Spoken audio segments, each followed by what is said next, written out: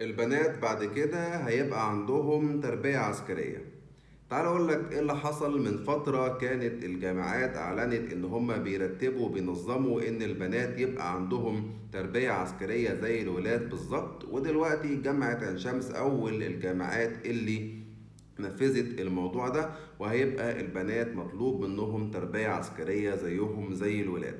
ايه الفكرة من الموضوع؟ الله اعلم ليه البنات يطلب منهم تربية عسكرية، ما تعرفش. طب هل بعد كده بقى الدولة هتقرر ان البنات يدخلوا الجيش زي الولاد؟ في دول بره البنات بتخش الجيش عادي، فهل ده هيتطبق في مصر وبيمهدوا ان البنات يبقى عندهم تربية عسكرية الاول وبعد كده تتفاجئ بالقرار ان البنات هيخشوا الجيش؟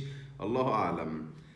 انتوا قولوا لي شايفين الموضوع ازاي من وجهة نظركم في كومنتات، واتمنى اشوف وجهة نظر البنات اللي لسه بتدرس في الجامعة لغاية دلوقتي.